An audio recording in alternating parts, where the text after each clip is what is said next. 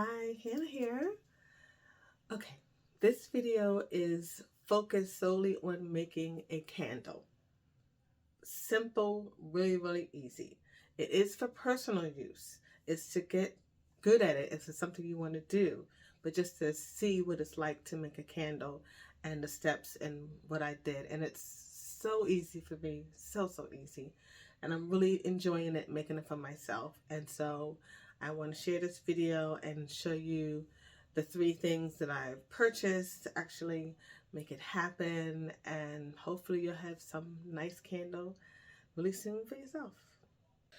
I purchased this 10-pound box of soy wax flakes, and it came with some wicks and stickers and some stuff in there. Um, the stickers actually keep the wick in place, which I never even knew if this is something that they've done, but I just thought it was pretty nice that I could just stabilize the wick.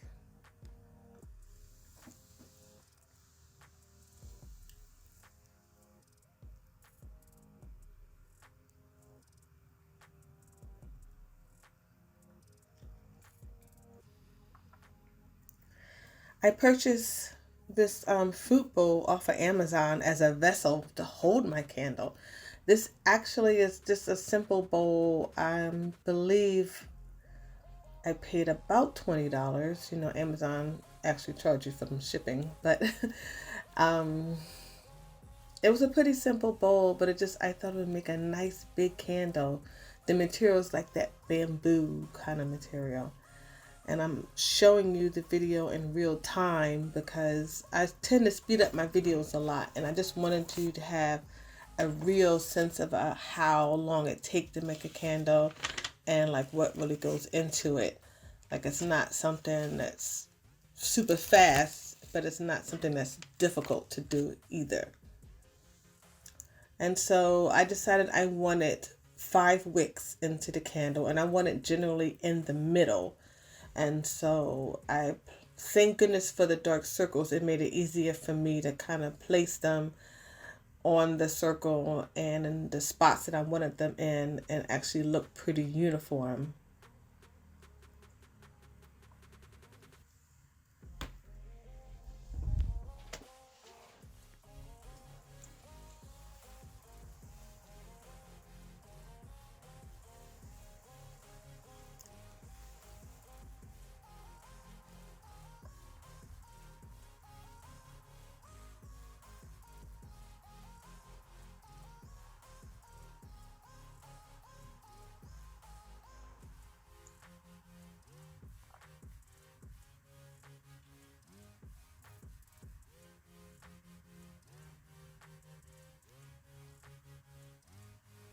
So these wicks don't exactly just stay in place on their own. So I had a little bit more preparation to do before it's time to pour wax into this. And so I came up with an idea to use Scotch tape. They do come with some centering devices, but they're usually for small jars. And so they're great for my small jars, but when I want to make big wax candles, I can't use those. So you may have to come up with some different ideas on how to keep your wicks standing up. I've seen it done different things. You have things around the house you may want to use to keep them in place, and you may have to watch more than one video in order to figure out what you're going to use, but it's pretty okay. This is my first time using this. I used something different from the last dish I had, which wasn't super great, and it also was too small for me to use with this. And I did all of this preparation before I even started the wax. I just wanted to focus on one thing at a time and make sure I get the wicks stable and in place, and then I can start working on melting the wax.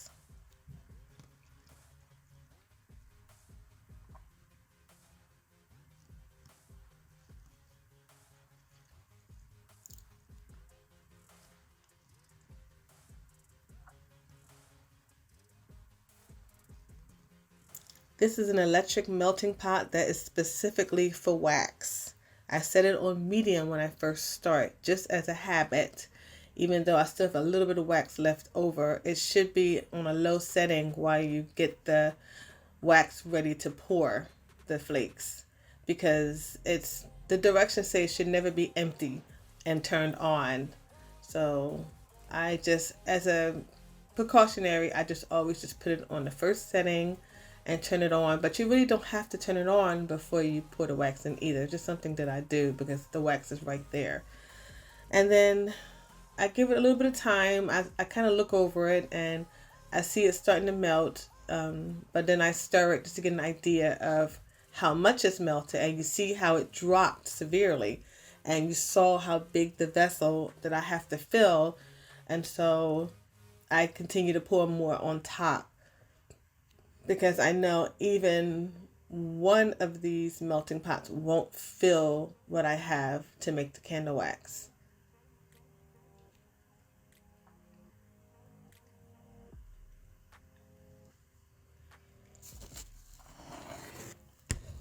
I will tell you the process gets a little messy.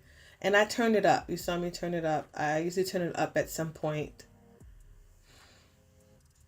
And the more it just tends to melt, I just stir, stir, stir. But I think at this point, this is my second one, because I did the first one and I'm doing actually multiple projects. So I definitely need to keep filling and keep filling. And I didn't mention it before, but I love to add some oil, essence oil, to give it a nice scent. This one is jasmine, which smells amazing. And I like it to smell really amazing, so I pour a lot of it in there. You may happen to have essence oils and stuff, and that's great. Vanilla, jasmine, they're just one of my favorites, but people may do eucalyptus and other things like that. They tend to not be so expensive for a small bottle that you can find at a local beauty supply, but they're also all over Amazon or any kind of store. Walmart should have them. You just could smell it and see which ones you like, and then it just, who don't love a scented candle? Oh my goodness.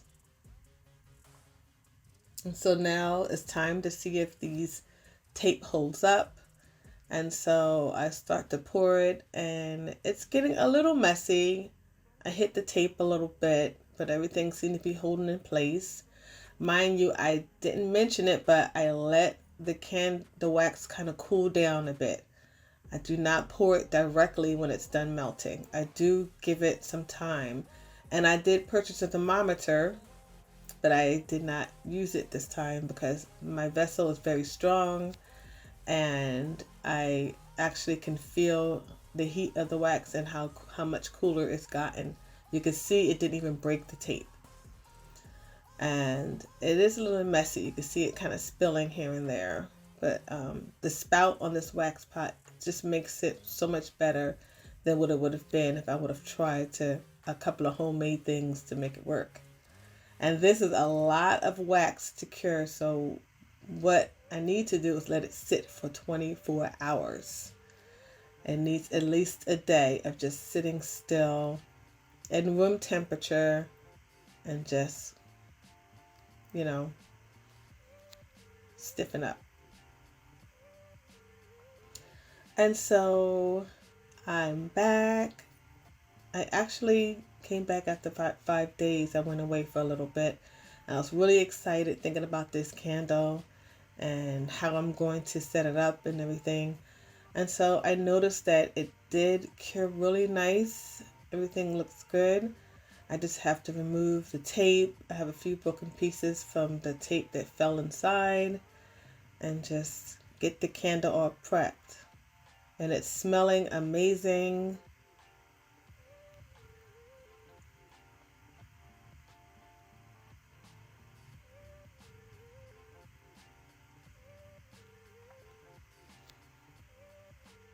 And so it's next you have to cut the wicks down.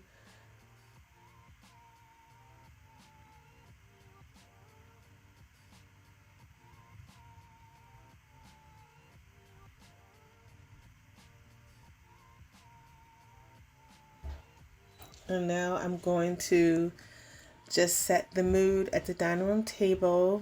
I think this makes a great look for a dinner date or just having it on if you love candles.